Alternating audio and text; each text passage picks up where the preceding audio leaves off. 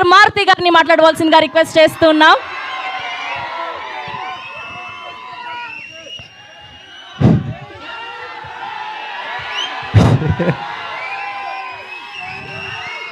జై rebel star.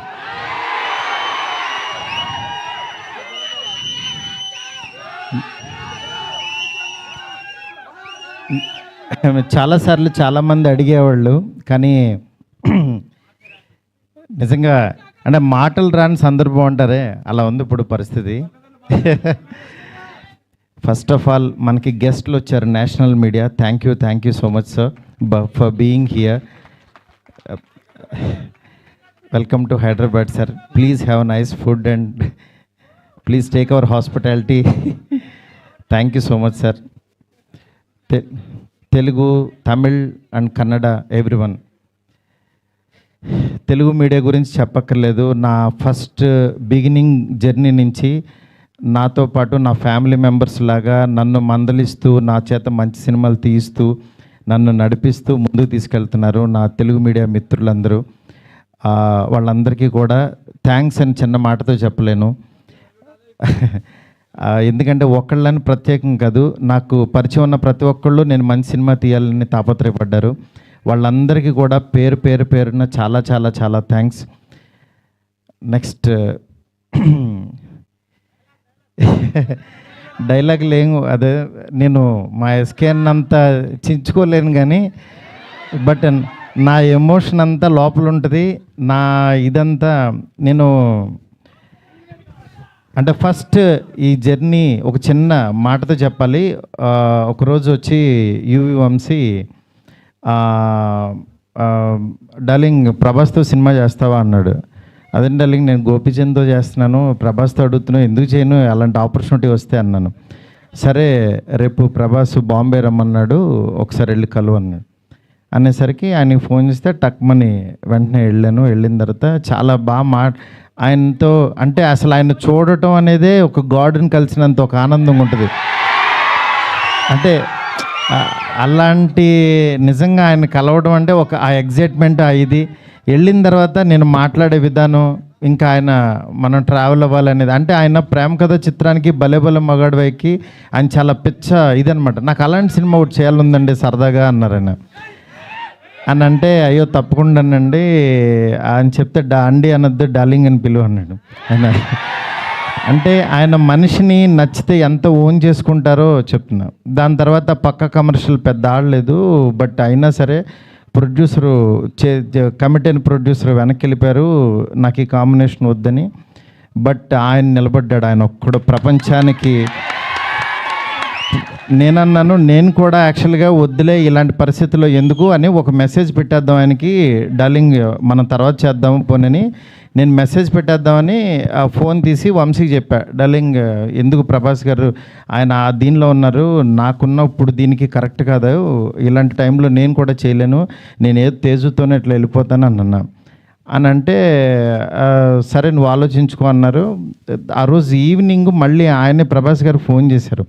Phone చేసి darling నువ్వు చెప్పింది అది బాగుంది, ఇది చాలా బాగుంది, ఇది అదిరిపోయింది అన్నారు. ఈయన ఇంత నమ్ముతున్నాడు ఏంటి అసలు నన్ను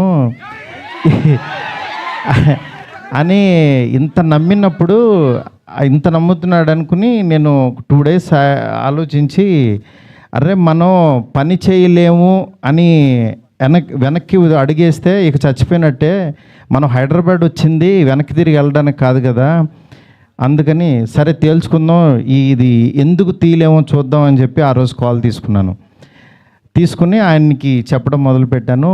దాని తర్వాత అలా ఈ రాజ్యసభలో అయింది. ఈలోపు యాక్చువల్గా పాపం ఫ్యాన్స్ మీ అందరికీ చాలా ఎక్స్పెక్టేషన్ ఉంటుంది. దానివల్ల ఈ కాంబినేషన్ కరెక్ట్ కాదేమో, ఎలా ఉంటుందో, అసలు ఈ కామెడీ ఎలా చేస్తాడు, ప్రభాస్కి ఒక ఇమేజ్ ఉంది, ఇలాంటివన్నీ చాలా డౌట్లు ఉండే అందరికీ మీకే కాదు అసలు మా ఇంట్లోనే డౌట్లు ఉంటాయి, ఏం నిజంగా నువ్వు ప్రభాస్తో తీస్తావా అని. కానీ నేను నా పెన్ను నా టేబుల్ కూర్చుని నేను ఒంటరిగా కూర్చుని అలా దాని వైపు చూస్తూ ఎందుకు రాయలేం, ఇలాగే కూర్చొని రాసిన వాళ్ళు చాలా అద్భుతాలు చేశారు, ఎందుకు అవ్వదు అని కూర్చొని రాయటం మొదలుపెట్టాను. అదే ఇవాళ రాజ్యసభ అయింది. నేను అంటే ఈరోజు చాలా ఎమోషనల్ డే. ఎందుకంటే అందరూ పాపం ప్రభాస్ గారిని మారుతితో అవసరం ఈ టైంలో అది ఇది నేను చాలా అడుగుతూ ఉండేవాళ్ళు. కానీ ఆయన మీరెవ్వరూ చూడండి, నేను తనలో ఒకటి చూశాను, మీరు వదిలేసేయండి అనేవాడు. అంటే ఆయన ఇవాళ ఇది టీజర్ లాంచ్ అవుతుంటే రాత్రి 2 o'clock ఫోన్ చేసి ఒక 1/2 hour మాట్లాడాడు. ఆయన ఫోన్ చేసి డార్లింగ్ ఇది డార్లింగ్ అను చూసా డార్లింగ్ ఇలా అని ఏంటి మీ మీమ్స్ అన్నీ ప్రతి ఒక్కటి షేర్ చేశాను ఆయనకి. మీరు ఒకసారి ఆయన క్యాప్ పెట్టుకుని వెళ్తే రెబల్ గాడ్ పొద్దున్నే లెక్కగానే రెబల్ గాడ్ని చూపించావు, చాలా థ్యాంక్స్ అని ఎవరో పెడితే ఆ లుక్ ఆయనకి షేర్ చేసి చూపించాను. ఎందుకంటే మీ ప్రతి ఒక్కటి నాకు ఎస్కేని వస్తుంది, ఎస్కేన్ దగ్గర నుంచి నాకు వస్తుంది, నేను ఆయనకి చూపిస్తా. ఇది ఒక ప్రాసెస్ అన్నమాట మాది. నిజంగా మీ అభిమానం, మీ ప్రేమ ఆయన గుండెల నిండా నింపేసుకున్నారు. కానీ ఎంత ప్రేమ అంటే మీరు అనుకుంటున్నారు మీరు పిచ్చిగా ప్రేమిస్తున్నారని, కానీ మీకంటే 1000 times ఎక్కువ ప్రేమిస్తున్నాడు మిమ్మల్ని. ఆయన కనపట్లేదని ఏదో చిన్న డిసప్పాయింట్ ఉండొచ్చు, కానీ మీకు బెస్ట్ ఇవ్వడం కోసం రాత్రి పగలు ఎంత తాపత్రయపడతాడో నేను కళ్ళారా చూస్తున్నాను. ఆయన ఏది లెక్క చేయరు అసలు. అంటే ఆయన హెల్త్ అని కానీ ఇది కానీ రాత్రి 2ంటికి 3ంటికి వాయిస్ మెసేజ్లు, డార్లింగ్ ఇది ఓకేనా, ఇది బాగుందా, ఏంటి ఇంత పిచ్చేంటి అనుకుంటాను నేను. మంచి సినిమా ఇవ్వాలి. నా అభిమానులు మామూలు అభిమానులు కాదు డార్లింగ్, వాళ్ళు ప్రాణం పెట్టేస్తారు డార్లింగ్ అంటాడు ఆయన. అలాంటి అభిమానుల కోసం యాక్చువల్గా మేమిద్దరం కలిసి ఒకటే అనుకున్నాం, డార్లింగ్ వింటేజ్ డార్లింగ్ చూపిద్దాం ఒకసారి. మీ టైమింగ్ ఒకటి ఉంటుంది, ఆ టైమింగ్ని మళ్ళీ ఒకసారి బుజ్జిగాడిని మళ్ళీ టచ్ చేద్దాం. మళ్ళీ ఒకసారి పాన్ ఇండియా బుజ్జిగాడు ఎలా ఉంటాడో రాద్దాం, అలాంటి తీసుకెళ్దాం, ఈ జోనర్ ఎంచుకుందాం అని చెప్పి అలా చాలా అంటే హీరోయిన్స్ లేక డ్రైగా ఉన్న ఆయన లైఫ్కి యాక్చువల్గా ఒకళ్ళు కాదు, ఇద్దరు కాదు, 3 పెడదాం. ఆయన యాక్చువల్గా సరదాగా డార్లింగ్ ఒక 2 పెట్టగలవా అన్నారు. అంటే ఆయన సలార్లో యాక్చువల్గా ఎవరు లేరు, ఉన్న అమ్మాయి కూడా ఎప్పుడో వస్తుంది, నెక్స్ట్ కలికి కూడా సరదాగా ఎప్పుడో ఒకళ్ళు వచ్చినా వెళ్ళిపోద్ది అదొక వాళ్ళు. నా లైఫ్ అంతా ఆదిపురుషు చూస్తేనే సీతాదేవి ఆవిడెక్కడో ఉంటుంది, ఆవిడెక్కడో ఉంది, కానీ నా దగ్గర నా ఇంట్లో ఎవరు లేరు డార్లింగ్, ఒక 2 పెట్టగలవా అన్నారు. ఆయన అన్న మాటకి నేను పైనుంచి కింద చూసి డార్లింగ్ మీ రేంజ్కి 2 3 పెడతానన్నా. అలా యాక్చువల్గా 3 తీసుకెళ్ళి ఒక హర్రర్ కొంపలో పెట్టి రొమాంటిక్ ఫ్యాంటసీ నేను చెప్తున్నాను, నేను ప్రామిస్ చేస్తున్నా ఈరోజు ఇది జస్ట్ టీజర్. ఈ వరల్డ్ ఎలా ఉంటుందో మీకు జస్ట్ చూపించామంతే. ఇది trailer cinema you can't imagine, I'm telling. ఎందుకంటే నేను యాక్చువల్గా యాజ్ ఏ ఆర్టిస్ట్గా ఇందాకడ ఒక థియేటర్కి కట్అవుట్ పెట్టారు, అదే థియేటర్ దగ్గర చిరంజీవి గారి యాక్చువల్గా బ్యానర్స్ కట్టేవాడు నేను పెయింటింగ్స్ రాసి. అంటే నేను ఆర్ట్ బ్యాక్గ్రౌండ్ నుంచి వచ్చా, రోడ్డు మీద బొమ్మలు వేసుకున్న దగ్గర నుంచి వచ్చా. నా ఆర్ట్ని 2D యానిమేషన్ చేశా, 3D యానిమేషన్కి వెళ్ళా, అలా చివరికి యాక్చువల్గా ఒక హాలీవుడ్ కంపెనీతో వర్క్ చేసే స్థాయికి వచ్చాను ఈ సినిమాతో. నేను అందుకని చెప్తాను, యాక్చువల్గా మీరెవరు దయచేసి టైం వేస్ట్ చేసుకోవద్దు, ఎవరు హార్డ్ వర్క్ చేయండి, డెఫినెట్గా 1 day మీది అవుతుంది. ఈరోజు నాది, తర్వాత రోజు మీది. అంతేగాని నేనేదో సాధించేసానని కాదు, నేను ఒక ఎగ్జాంపుల్ అని చెప్తున్నాను మీకు అంతే.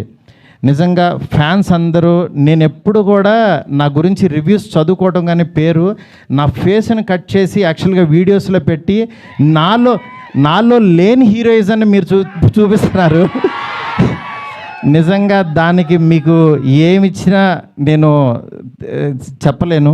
ఎందుకంటే నా ఫ్రెండ్స్, నా ఫ్యామిలీ అందరూ కూడా, మా వైఫ్ అందరూ, మా పిల్లలు మీమ్స్ చూసి వాళ్ళ ఆనందం నేను మాటల్లో చెప్పలేను.